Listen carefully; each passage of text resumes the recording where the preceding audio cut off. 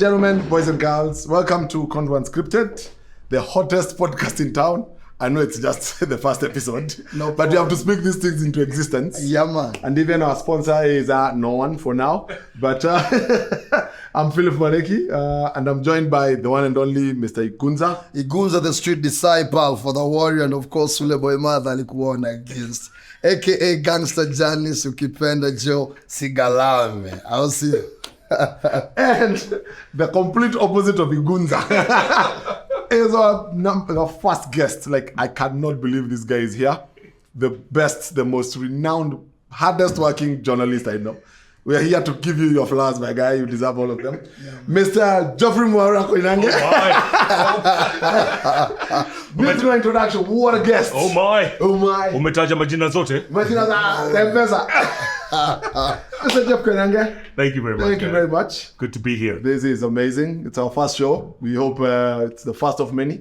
And to have with you here, it's like having your first song is a hit. So this is a big one. Yeah. I know you're big radio guys. Mimi too, I think ndio sijulikani hapa. But nitauliza tu nitaanza hii show na swali moja. Unalalanga saa ngapi? When do you rest? Nikitoka saa 4, I get home about 10:30, 11:45 if I have no meetings. Yeah. So hopefully, I just go relax. I have a massage chair at home. Okay. So I sit on that, and I hope, in 30 minutes I can get a nap, maybe a 2-hour nap, max 2. Alafu naamka, and I'm up again. All the way till maybe 8, 9, 10 o'clock. Yes. Sleep at 10, wake up at 4. And then I'll start. This one changes on Wednesdays. Wednesdays it changes completely because I have to be back at work at 7. So you wake up at 4. Yes. Then home, then you come back at 7. Yes. Then you leave the office at what, midnight? About midnight, get home about 12:30. By the time I unwind, that's another hour, Yes. 1:30. So I know in 2.5 hours, You need to be up. You're up at 4 again.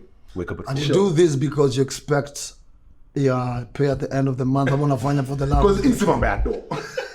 Amani for the love of the game. I mean, unafanya watu wengine tunakanika. I know, like lazy bro. What makes you actually do that, and what makes you be consistent in this routine of yours? In this business, there's nothing as important as relevancy. You can be very irrelevant very quickly. Yeah. So if you don't maintain that discipline, let's say, one day I don't show up, let's say Thursdays, right? Mm-hmm. Which is my worst day, Thursdays and Mondays. If I don't show up, and it's consistently like that, Jeff hatakuja Thursday, people watazoea hivyo. Wataboeka. Say, mtu hako serious. Yes. So I, at this age and at this point in my career, I have to keep going. I have no choice, because I know the people behind me.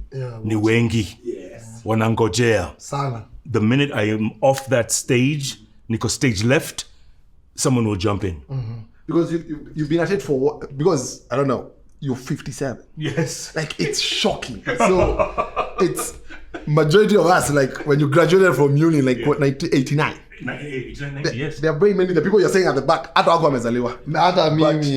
But the relevance, like you talked about relevance, but you're still the most relevant person we know. And you've been doing this for years. Yet there are people, like you said, it's 1 year, 2 years, it's gone. So got to see 15 minutes of fame.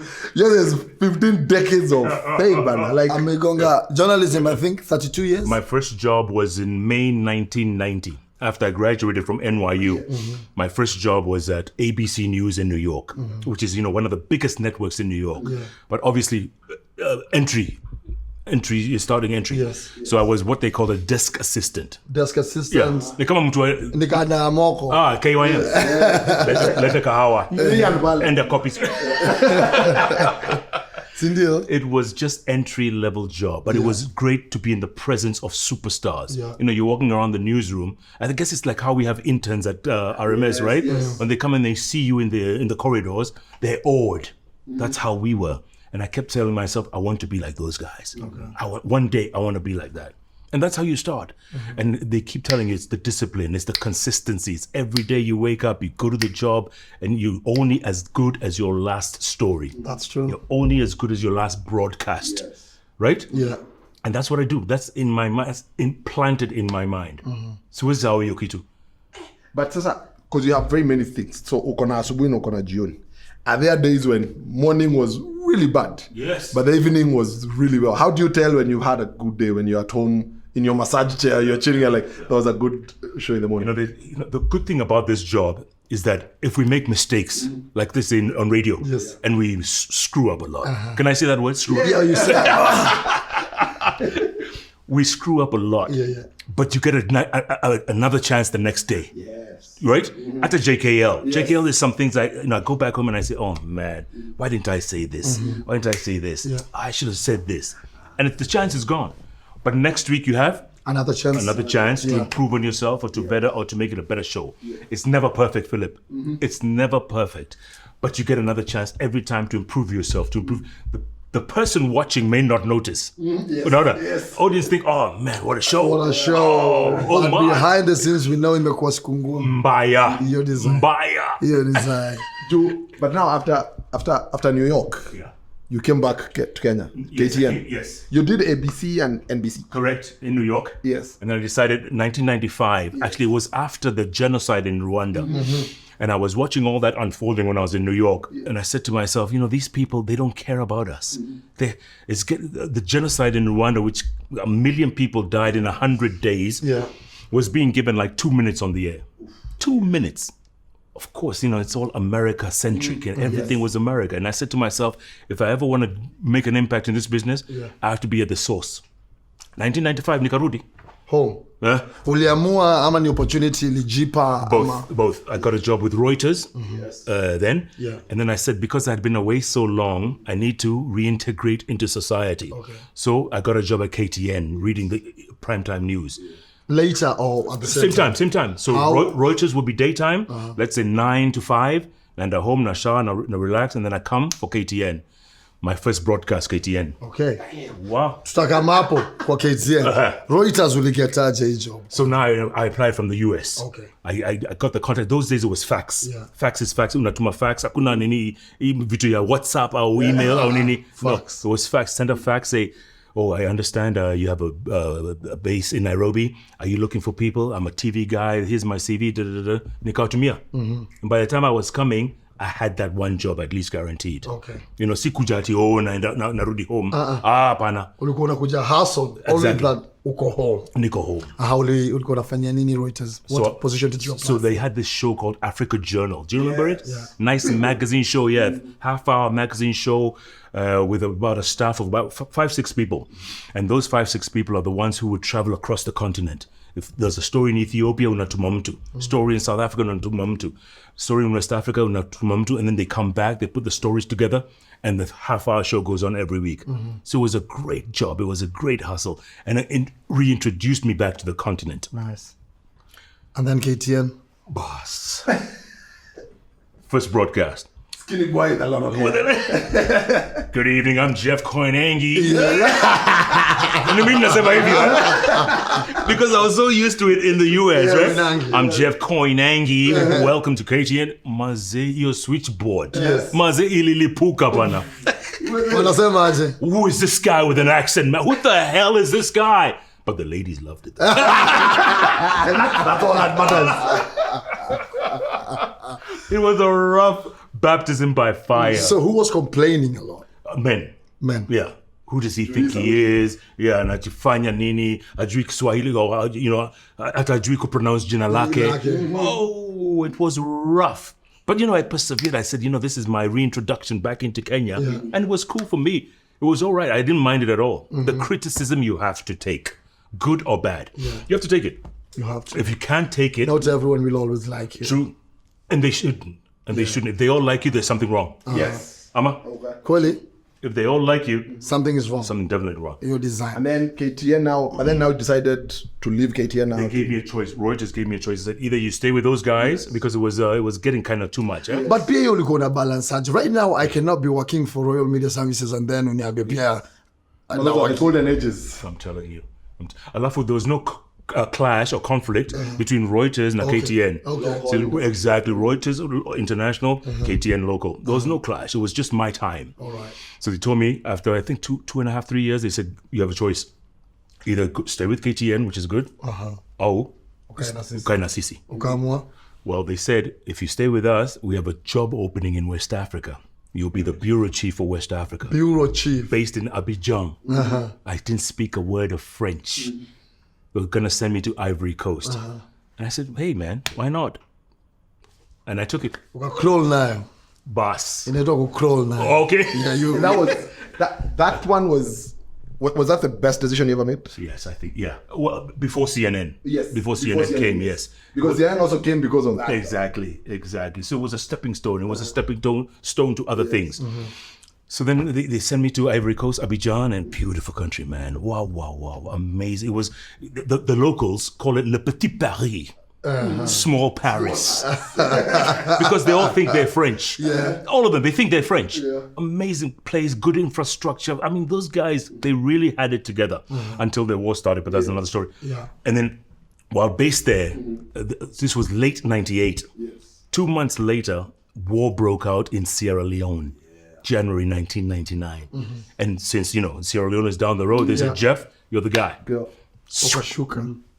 Man, sijawahi ona mali kama hiyo. The madness in a country. Young boys, 10-year-olds with AK-47s, killing their parents, older people, burning buildings. Kama hizi hapa, literally burning buildings, destroying their city. Oh, I've never seen anything like it. Yeah. And that's when I experienced my first catastrophic incident where colleagues in another network who we worked with, AP, the Associated Press, and we were Reuters. Yeah. But when we go to war, we all work together. Yes. Okay. Because it's only us. You get your stories, we get our stories. Yeah. But we collaborate. Yeah. So we were driving down the streets one day of Freetown, and bodies everywhere. Vultures munching on dead bodies, dogs picking on arms and limbs. I mean, it was like Mad Max 3. Yeah. Horrible. It was hell on earth. Yeah. So then we finished filming first part, and I said to myself, we have an exclusive here. Fantastic exclusive. I'm going to leave my cameraman. I'm going to run back to the hotel, which was about 2 kilometers away. Yeah. And these AP guys, while they're filming, I can get an exclusive, because that's how we functioned. Yeah. Whoever gets the story out first. Nikamwacha. And I ran back to the hotel. Through bodies, through this, all that madness. And I started editing my pictures and sending them. Yeah. And London looked at the pictures and said, oh my God, this is what's happening. Oh, fantastic, Jeff, well done. You guys have major exclusive today. Yeah. So I sat down to chill, relax and wait for my cameraman, who was going to come in another hour or so. Yeah.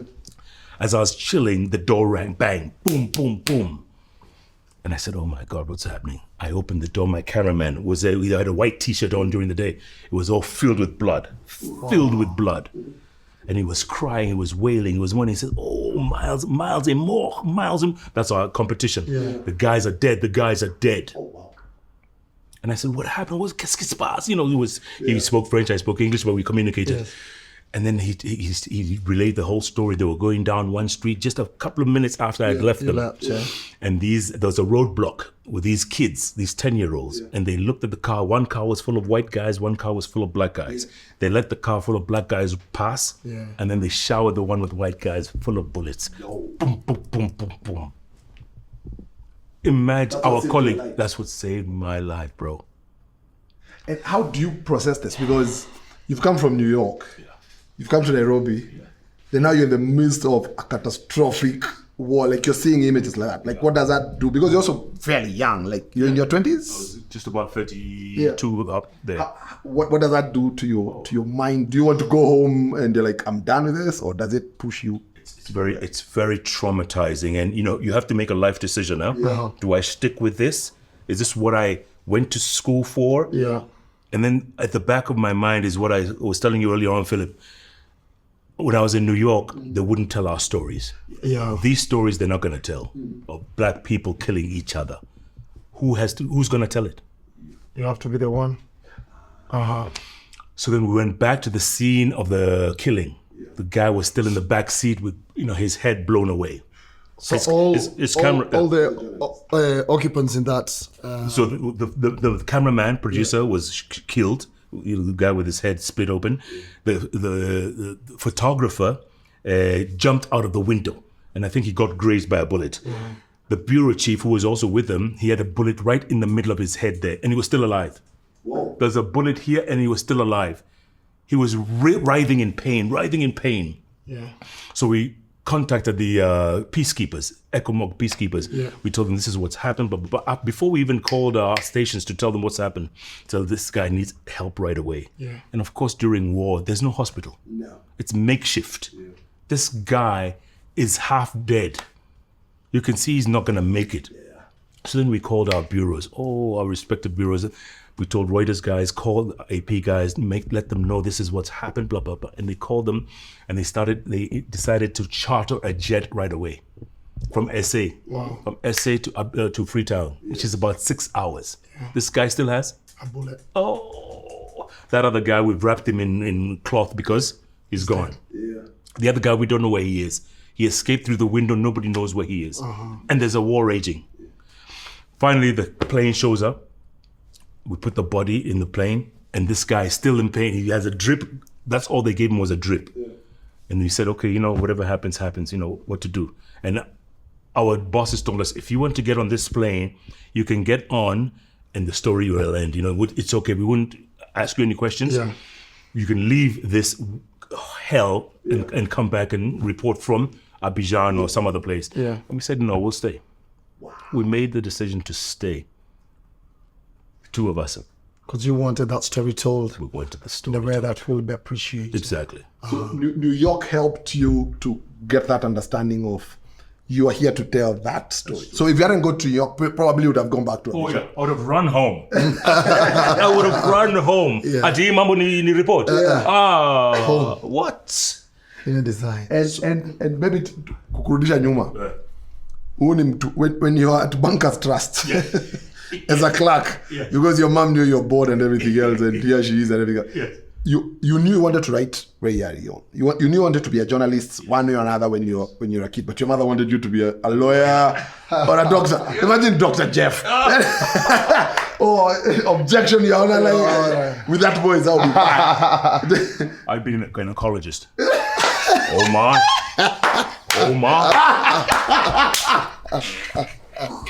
And inaweza. Water. Edit. Agaira. So I was bored to tears at Bankers Trust, man. Yeah. Bored to tears. But it was a job. Yeah. It was right out of high school. Yes. And those days it was not easy to get a job. Yeah. Those days. So I was a messenger, I was a PA, I was, again, KYM. Yes. Doing all the odd jobs. Yes. It was, hey, guy, you've taken me back, Philip. You've taken me back. That was a lifetime away. I know. And then that one kind of led to what, Pana? Yes. So now one of my colleagues at Bankers Trust, one day, Linda Joshi was the name. In fact, I went to school with her. She was in St. Mary's with me, but she was ahead. She was a couple of years ahead. She came in one day and said, hey man, Jeff, look, I've just seen this ad in the paper. Look, Pan Am, the American airline, is looking for flight attendants from Africa for the first time. I said, oh, really? Okay. I'd never thought of that, right? And she says, I'm applying. And she says, why don't you apply as well? Yeah. I said, really? I never ever thought about it, right? So I said, you know what? Since Nico happened, I'm not going anywhere fast. Yeah. Acha nijaribu. What's in Jaribu? Yes. Mkaitwa interviews. 10,000 of us. Whoa. From Kenya or from the continent? 10,000 from Kenya. At Lillian Towers. Interview took like maybe 2 weeks, man. Every day there was like a stream of people. 10,000. How many positions were there? 39. 10,000 people. Uko Wabwaga. Bro. Uliwabwaga wote? Sauti ndio kusaidia. Mambo. And these instructors had come from Miami. Wow. Yeah, all Wazungu Water interviewing us. It was the first time Pan Am was doing this. So it was a big deal for them. Because Pan Am had direct flights from Nairobi to New York. Imagine that. And it was the biggest airline in the world. Everybody knew Pan Am. There was Pan Am, there was TWA, there was British and all those. Yeah. But from America, 2 main airlines were Pan Am and TWA. Yeah. Very famous. So then after a month or so, they sent a message saying, okay, these 39 are the ones who have made it. And they had the list of 39 people who were going to Miami, Florida in February 1986 for 8 weeks of training to become flight attendants. Au 39 ulikuwa na bangapi? It didn't matter. Was that your first time leaving the country? Yes. How old are you this point? 1986, I was 21. Wow. I was 21, yeah. No, I was 20. I was 20. You're 86, 20? yeah. 66, 20, yeah. So, your mother allowed you, like, go? It was a tough convincing her, huh? Yeah. Because she said, "Ro, go to wait our day."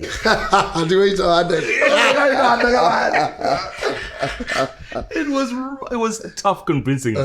But I said, "Yeah, what's the difference? I mean, I'm not going to college.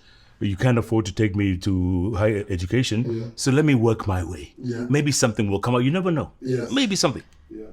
So there we are, 39 of us in this Boeing 747.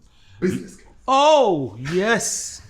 From Nairobi, and the stops, right? Nairobi, Lagos, Monrovia, Dakar, New York. Wow. 13-hour flight, all the way to New York. First time on a plane going international. So you got first time on a plane, first time International. and that first time business class, Yes. and then I'm going to travel locally. first international. Yes. But Kenya ulikuwa umepanda ndege. Going to Mombasa, yes. Going to Mombasa. Yeah. That's another story. It's a funny story. Just kandege ka kawaida. Lakini Inaitwa Foka Friendships. lakini 747 it is still one of the biggest. Bro. Okay. How was the experience hapo tu? Going. Yeah. I mean, Hapo kulikuwa na mademo of course. kwa crew, you mean? Kwa 39. Hey, wengi. Majority were women because flight attendants were mostly women. There were there weren't few guys, but there were less guys than women. So and I only knew 2 people out of the 39 who I happened to go to school with. There's a guy called Ian Martin, another one called Chris Coutinho. So the lady who gave you the opportunity in the papers didn't make it. She applied. Linda. Did she make it? No. Can you imagine? And I felt so bad for her because, she's the one who came with the ad and said, "Jeff, these guys are hiring. I'm applying." She never made it. So these 2 guys, you went to school. Yes. So we knew each other. Everyone else I didn't know. They were all strangers. So obviously we had to all make friends, become friends. Yeah. And by the time we landed in New York, we were all friends, man. We were all friends. One big family. Yes. Amazing. Yeah. So, and then from New York, there's a few hours layover. They called it layover before the flight to Miami, which is another 2 hours away. And in New York, we looked outside and it was all white. Snow. None of us had ever seen snow, man. We were looking out the window like And wondering what's happening. Can you imagine? New York. Snow everywhere. Yeah. And we're wondering, now when we get to Miami, what are we going to do? We're not dressed for this. And the instructors laughed and said, don't worry, Miami is like your Mombasa. We get to Miami, it's beautiful, it's nice, it's hot, it's what, in February, they called it spring break. Spring break. I had no idea what that was. Ni nini inafanyika spring break? So all colleges are on leave. Okay. It's like a few weeks leave. And everybody flocks to Miami. Every college kid. Because you went to Easter Mwabadha. Times 1,000. Yes. On the beach, driving jeeps, half naked. Smoking everything on the planet. Na sisi tumetokea kutoka Nairobi. We were just, I think we must have looked really like Oshago. Yes. We were staring. And we were wondering, what's going on? And someone said, it's spring break. Don't you understand? And we said, what's spring break? And then they explained it. So now during this spring break, we had to go to class every day. So of the 39, they divided it in 2. Half would be morning shift, meaning 9 to 3. Right? Yeah. And then the other half would be 4 to midnight. Every day. So it went alphabetically. I guess it was A to J or whatever would be morning, and then K to the rest would be afternoon. So our classes began at 4. So we had the whole morning free. So spring break. Bro. Bro. And then something was introduced to us called McDonald's. Okay. Ni kama KFC hapa. New design. But you know. McDonald's, you can tell us about that. Burger too. Bro, so we're in McDonald's. I mean, it was a daily food. It was And when you get to McDonald's, you pick a tray, and you go to the counter. Yeah. Whatever you order, McDonald's, double Mac, whatever, Coke, whatever, you order it, and you take it to your table. You eat, and then you have to go and you take the tray and you dump everything in the trash. There's hardly any people to clean. It's you. So now we were watching, we were observing people. Tukana watu wanachukua tray yao, wana dump pale kwa bin. Okay, let's do that. So took the tray. Yeah. We went and dumped the whole thing.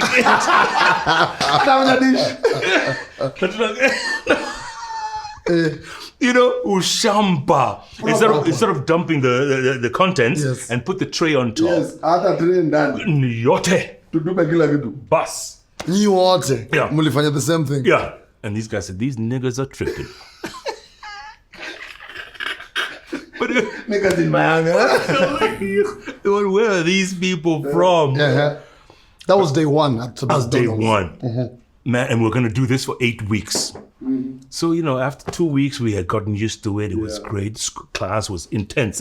Intense tests every day about airline safety, about this, that, about serving people, passenger comfort, all that stuff. It was high end. And then get in the pool in case a plane crashes in the pool. What would you do? They would teach us all those things. And it was great stuff. And that way, the camaraderie and the teammanship was building between, us 39 people. Did you generally enjoy your stay at Panam? The whole thing? Yeah, during your stint there. Absolutely. In fact, after 8 weeks, so now towards the end of 8 weeks, we did what they call a simulation. We actually got in a plane. Najua simulation. Ujui simulator. Ujui simulator. Mimi najua simulator. Si ni ndege ya kujifunza. Lakini hapana. Haisongi. Okay, hii inasonga. Lakini hivi, lakini si hivi. Hii ilikuwa ikisonga from Miami to New York now. We're flying. Nakwambia. Si kama ya KQ. Si nilienda KQ iko hapo. Haiendi mahali. Lakini utafeel turbulence, utafeel nini, lakini iende mahali. This one, we actually got on. Okay. And the thing is, the instructors were going to be the passengers. So now we divide ourselves in the plane, and the instructors were going to be the passengers. It's like almost a real flight. And that's when they said, hey, Jeff, why don't you go up there and do the announcement? Yeah. I said, sure, no problem. And lines we had what they call the Pan Am Bible. Okay. It was there, where you look at it, all the instructions are in there. So I went to the announcements and I said, ladies and gentlemen, welcome aboard Pan American Clipper flight number 088 from Nairobi, Kenya, with continuing services to Lagos, Monrovia, Dakar, and New York. All of us are trained in cabin safety, and we ask that you watch and listen carefully as we review the safety features of this Pan American Boeing 747. Do that again, man. Do that again. Nani wazungu. I said, do what again? Yes. I said, do that again. Yo. I said, do what? I said, just God, what was that? Yeah. Good evening, ladies and gentlemen. Sasa ukaweka swag. They said, you're the guy, man. You're the guy. You're going to do our announcements. They were happy. Just like that. I had no clue. This was my gift. Wow. No clue. You've always had that in you. It's like it's innate. Like whenever you get into a room, 1, 2, 3, few things, you just rise to the top. Lakini pia I think anatumianga hiyo kuuzia watu uoga. Like sometimes ukisikia sauti kama mimi. It's a way of making sure that okay, unajua Jeff, you're a bully. Yeah. True. Intimidation, eh? Yes, intimidation. It's St. Mary's, bro. It's St. Mary's.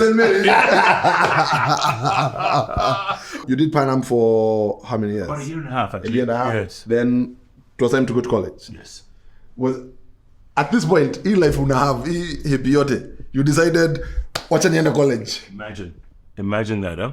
Because we were flying all over Africa. Yes. And in fact, Liberia was our stopover, Yeah. which became a big part of my life later on when I was covering for CNN. And we used to lay over in Monrovia sometimes, or sometimes in Dakar in Senegal. And it was 3-4 days of raha. And you're paid. You have per diem, hotel is paid. I mean, what else do you want? Yeah, exactly. What else do you want?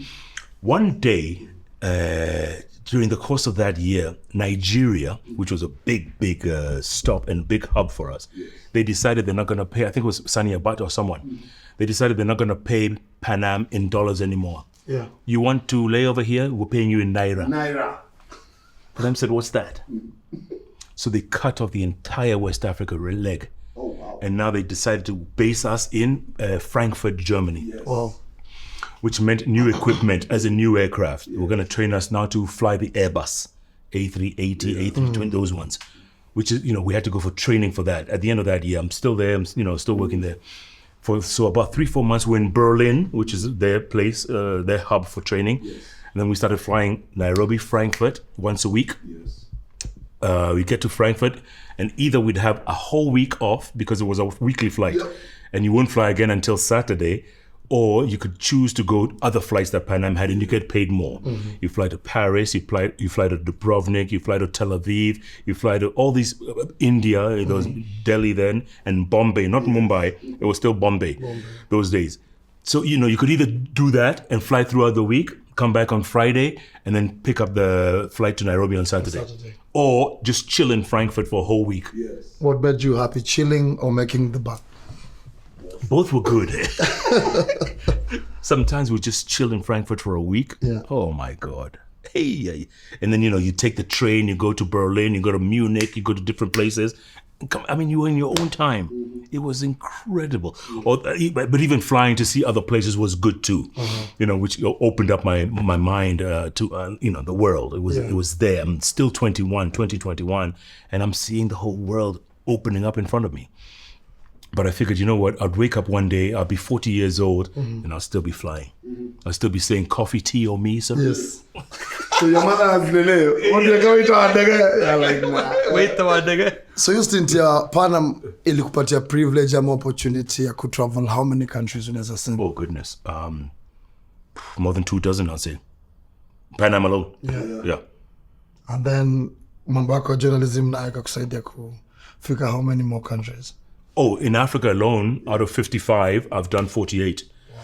40 in Africa alone. Which countries haven't you gone? Good. So. We're going to start on the north and go that way, okay? Yes. So Libya, never went to Tripoli. Algeria, never went to Algiers. And then we crossed over Morocco, I went, Tunisia, I went. There's another country called Spanish Sahara or Sahrawi Republic of Africa, Hapo Kokona. Sijawai pitia. Noma sana, exactly. Right, and then you go down, there's Sao Tome Principe, right there, an island. I never went there. And then come around the continent and Madagascar. Yeah. Gani kwa bucket list sasa? I'd love to go. Madagascar would be good. Okay. I'd always wanted to do that. And which is the other one? Maybe Tripoli. Yeah. In the north, I'd like to see what Gaddafi's Libya was like. Yeah. I'd like to do. Right now, it's quite a It's very, very rough now. Yeah. It's very rough. Up, right? Yeah, completely messed up. So, because growing up, of course, there's privilege, there's all these things. It may not be at the very top, but your upbringing was not rough, like for many people. What made you? Because to be very honest, some people born into privilege are becoming for why am I working? And here you are still working 32 years later, actually 40 if you look at Pan Am and all the clerk jobs and everything has been for 3-4 months. What is it about your upbringing that you can say made you who you are like today? I'm glad you asked that question because everyone thinks I grew up privileged. Gina Kubwa, you have to go back on the street in Nairobi. Imagine. Na shule huko. But it wasn't that way. And it's difficult convincing people how tough it was growing up. Maybe not as tough as inner city kids, ghetto. It wasn't ghetto. Yeah. But it wasn't easy because, my mother raised us as a single parent. Yeah. My father died the day I turned 2 months old. Wow. And he left behind this widow who was 28 and 4 kids. Shiro, the oldest, was 4.5. Then Wangoi was 2.5. Freddie was a year and a half. I was 2 months. So in the last one? 2 months. Yeah. So this 28-year-old with 4 kids in the 60s, rough. She refused to remarry, number one. which is a good thing, because if she had, maybe we would have all gone to different homes or whatever. You never know. You never know. And, you know, we give her a lot of credit for that. But going to, we didn't, well, okay, we had a car, a little Beetle. We went to Hospital Hill back then, which was a really good school. And then, of course, you know, went to St. Mary's from then. My sister went to Hospital Hill and then LGS, Limuru Girls School. Yes, people could think it's privilege, but my mother paid for all that. She worked her ass off. But it was never from the last name. Like No. Mama alikuwa anafanya job gani? So she worked for NCCK, which is then called the National Christian Council of Kenya. Now they call it National Conference of Church, whatever it is. NCCK. Council of- So she worked for them, and she was a clerk. She was, you know, she was nothing big. But, you know, I think they help pay for school a little bit. You know, they give you... But then it was, if you had employment, they would sort you They sort you out. But it wasn't privileged. It was, you know, we didn't party, we didn't go out, we didn't... there was no shut hand stuff like that. Never. She was very strict, by the way, in ensuring that we got our education. And that's what she said. Well, I'll take you till Form 6 then. All of you, Form 6. After that, Mujisot. Mjipange. Mujipange. Ukaenda mama yenu tena. Last Monday, Yeah. So from Banana, from Kiamba, every day she would... Yes. She would drive us to school. Yes. Through Banana, Moshada, Ruaka, which had like 3 shops then. Ruaka. It was nothing. I mean, There it is right now. What? There's obviously no 2 Rivers, no Village Market. Village Market was a coffee plantation. It was all kahawa there, village. UN, Oja proper. bus, Gigiri, UN. Didn't exist. Zero. It was all coffee. Go there to Westlands, Hospital Hill for those first 4 years, and then St. Mary's. Every day. The rest of my siblings all went to boarding school. So my sisters went to school, LGS, Limuru Girls, and my brother Freddie went to Lenana because he wanted to be a boarder. And of course, I said, you know what, I'm going to follow my brother. You know, if he goes to Lenana, I'll follow him the next year. But then when it came to that, it was like, who's going to stay with mom? Ako peke yake huko Ocha.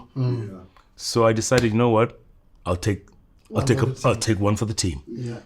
And I became a day scholar for the rest of, you know, my school career.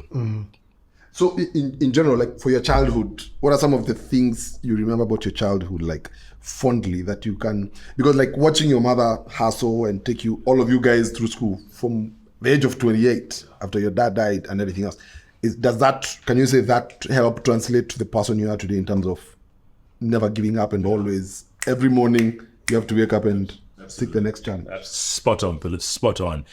In watching her struggle, in her own way. I mean, and maybe it wasn't a struggle for many people, but she did struggle. She did struggle to make ends meet. Fond memories taking a matatu from Banana to Nairobi. Oh, that was a great honor. It was a great experience. 4 shillings. It was 4 bob from Banana to Old Nation Center. Imefika so Sijui uliza watu wa matatu. Also, tuongea mambo ya privilege, kuna mzee alikura Karen hapa. Unaona? Huyu ni Barbie huyu.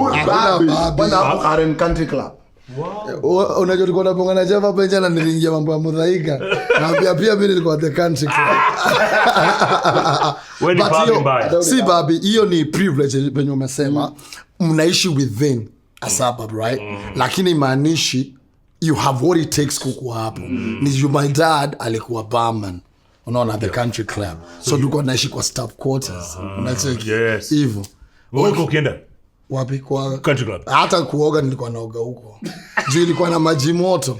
Unapata at the kambi, tukaleta kambi, at the servant quarters unapata. Ndio maji iko, but ni cold. Right. So to avoid not taking bath kwa club. Yes. Na so kukula once in a while, then kukiwa na sherehe unapata over Christmas or something, the general managers or the personnel managers would organize something, and we would sometimes just go. Kukiwa na tournament big is a golf, mnaitwa mnakuwa spectators have to come. Okay. But then ati tulikuwa na do ya kusema si ni mababi, lakini kila mtu alikuwa akifikiri nyinyi wao hivyo, like hawa wenye wanasikianga stories saizi hawajui ndani venye ilikuwa. Sichuo tulienda ya Kanjo. Yes. Alafu. Tulikuwa tunatembea St Mary's Karen. Unajua sasa St Mary's ndio huyo anasema ni gani? But ukisema St Mary's anainua mkono. So nikitaka kuchanganya wazee kidogo nasema St Mary's. But of course it's but it's St Mary's Karen Primary School. Like yeah. You design. You grew up Ocha. Now for me I grew up in Molo. Small town called Warufaga. So whenever people ask me, naambianga asa nilienda St Andrews Turi. And then I have a friend asema ngabala in St Andrews Moturi. So ongea ukweli. Wacha na the Moturi bit. Anyway, so lazima udanganyane saa zingine ukiendelea, but you understand the hustle and everything else. Yeah. You know, my mother used to take us a lot cross country when she could, And I remember Highlands Hotel in Molo. Yes. Highlands. Yes. Wow. Beautiful place. Amazing. Back in the day. Sahi hata sijui na what. Sahi like Molo. Molo used to be literally sema it was just plantation. Kamaruaka, yes. Ilikuwa kama Ruaka. Wazungu walikuwa wamejaa huko. And then the big name politicians now took over. Kama sahi I think that's still the ones who own majority of the land in Molo. Like right now kingia Molo huko ndani. Huko ni kama na nyuki bana. Just plantations. Kwani unakuta mzee ako just 30,000 acres just chilling. Uwezi. Wazungu bado. Yeah, a smattering. Yeah, majority they're all confined like in Naivasha. Yeah. But then others kingia huko ndani. You know now people now who just hop on planes. You never see them on the road. Yeah, I remember like growing up unaangalia watoto wa St Andrews Turi like, yeah, we are not rich. You know, like you could tell, nah. Wow. Like those guys like visiting day umeketi tu hivi madhe, you're just seeing cars. You know, like when your kids ulikuwa so mimi nachukua gari za kutoka hii side una count Indani yangu madhe zinapita tu zote the entire day, and then randomly unachiki tu amekuja tu na horses. Yeah, naangalia madhe uko shule hapo inaitwa Michinda Boys madhe uko na joi shule ndio poa kabisa hapa. Yes. But kuna hii mbona unaangalia baba yako hapo hasa akipata hii do ulikuwa happy. Sasa hii amsho mtoto wangu ananiangalia hapo, okay, watoto wengine akipata do ulikuwa happy. Nikiacha kublemizo vitu. But you know, like growing up kind of helps in terms of towards later in life and everything else. So I guess it's one of those where you have to wake up every morning knowing like you're not running away from anything, but you just know this life nimejiwekea lazima niendelee nayo. There's a certain maybe privilege umejipatia wewe mwenyewe and some comforts that you cannot go below. Like for you and your cigars probably like ayezi fika mahali sasa uko na karosta man. Like